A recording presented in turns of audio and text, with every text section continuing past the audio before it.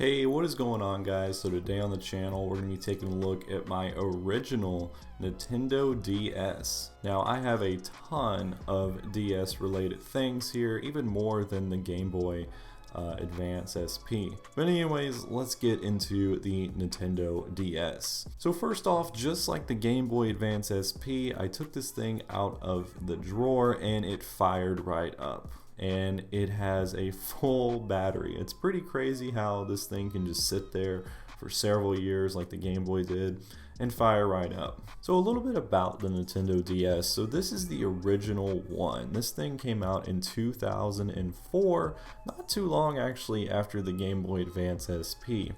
You can tell that this was a winning design because we still have it today. We still have the Nintendo 3DS and DS. So the dual screen clamshell design really stuck with everybody. Now I'm not gonna lie, this original design, it's a little rough. I mean, we have, it's not the skinniest thing in the world. The proportions are kind of weird. You have this huge hinge, these tiny screens.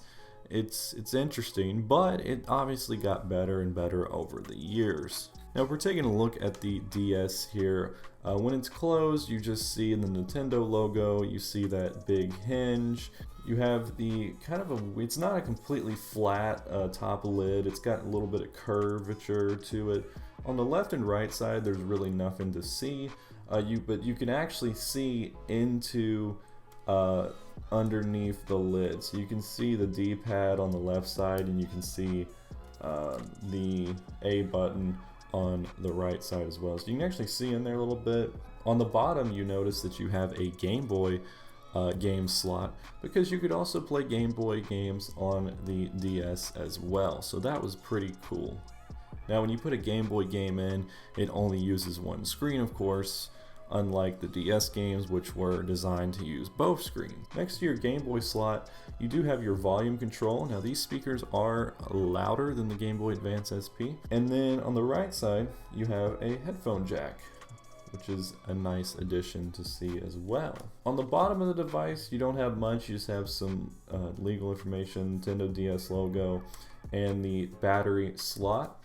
Now if we look on the top here, we notice our right and left triggers, or bumpers, whatever you want to call them.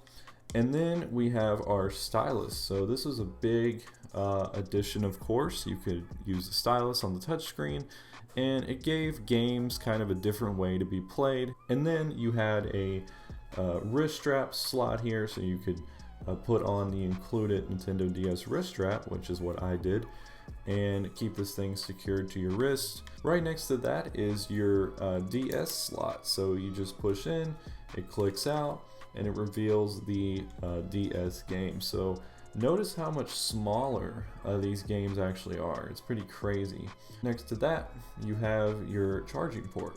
And I do have the original charger and all that came with it. When you open up the Nintendo DS, you are greeted with the two dual screens here, and then all your controls. So on the left side we have the power button, the D-pad, and then on the right you have your start and select, and then your X, A, B, and Y buttons. Top screen is not touch screen, but the bottom one is. So the top screen is mainly just kind of used for gameplay, or maybe something related to the gameplay, like showing you your score or your map or something like that. Now the screens are not the highest quality things in the world, but they look fine because they are pretty low resolution, and they still look great here today. So the games on this thing actually load up pretty quickly, and I've tried just about every game that I have. You can see I have quite a few, and every game loads up nice and quick. The menus in the games are very nice and quick as well. Now the graphics are actually not half bad.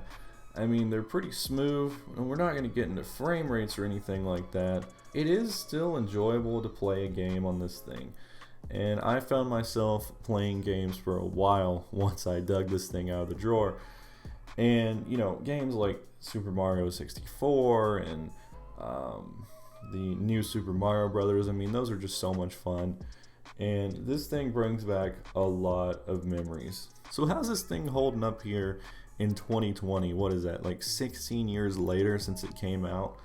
Well, that's fine. Now, this example here does have a little bit more wear and tear because, well, I was a kid. So this thing probably got dropped a few times and it's kind of scratched up in places and all that, but it's still holding up fine. I mean, for a device that hasn't been touched in several years to just turn on no problem, that's pretty impressive. And this thing has no issues. I mean, it's still going strong. You could still play this all day long if you wanted to and have a blast. And of course, Nintendo DS stuff is still available today.